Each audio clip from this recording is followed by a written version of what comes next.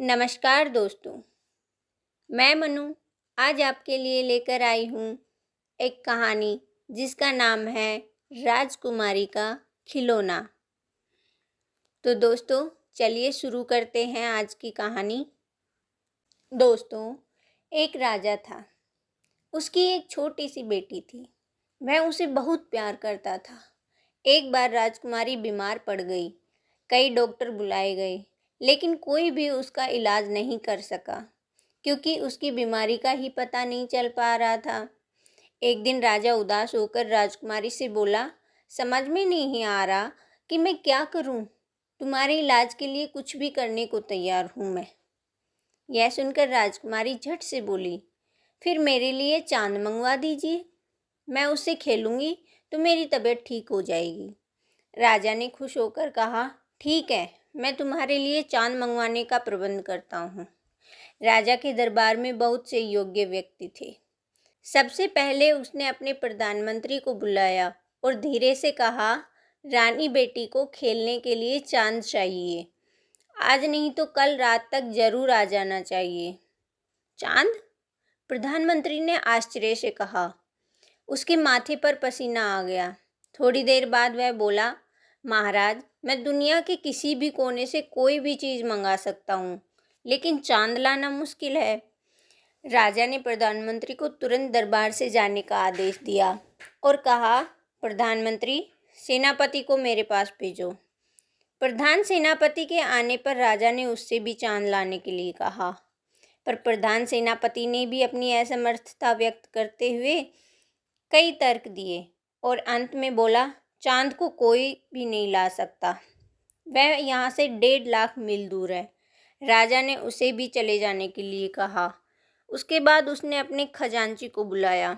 वह भी राजकुमारी की मदद करने में असमर्थ रहा। जाओ, यहाँ से जाओ, राजा चीखा, और दरबारी जोकर को भेजो। जोकर ने आते ही झुककर सलाम किया और पूछा, सरकार, आपने मुझे बुलाया? राजा ने कहा, हाँ। राजा रो पड़ा। जब तक रानी बेटी को चांद नहीं मिलेगा तब तक उसकी तबीयत ठीक नहीं होगी। क्या तुम चांद ला सकते हो? हाँ, क्यों नहीं, लेकिन पहले यह पता लगाना होगा कि राजकुमारी कितना बड़ा चांद चाहती है। कोई बात नहीं, मैं खुद उससे जाकर पूछ लेता हूँ, जोकर बोला और धीरे से सीधे राजकुमारी के कमरे में जा पहुंचा। राजकुमारी ने जोकर को देखकर पूछा, क्या तुम चांद ले आए? अभी नहीं, लेकिन जल्द ही ला दूंगा, पर यह तो बताओ कि चांद कितना बड़ा है। राजकुमारी ने कहा, मेरे अंगूठे के नाखून के बराबर, क्योंकि जब मैं आँख के सामने अंगूठे का नाखून कर देती हूँ तो वह दिखाई नहीं देता।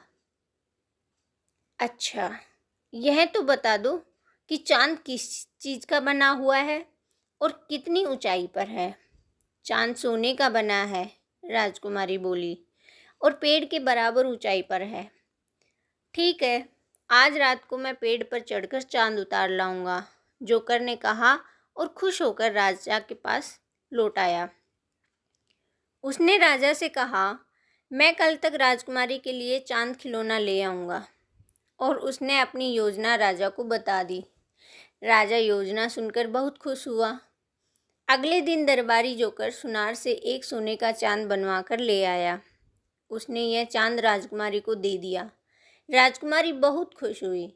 उसने चांद को जंजीर में डालकर गले में लटका लिया। उसकी तबीयत ठीक हो गई, लेकिन राजा को यह चिंता खाई जा रही थी कि जब राजकुमारी खिड़की से आसमान में चांद देखेगी तो क्या कहेगी। वह सोचेगी कि उसके पिता ने उसे झूठा वादा किया था। रात को जब चांद निकला तो राजकुमारी उसे देखने लगी। राजा और जोकर उसके कमरे में खड़े थे।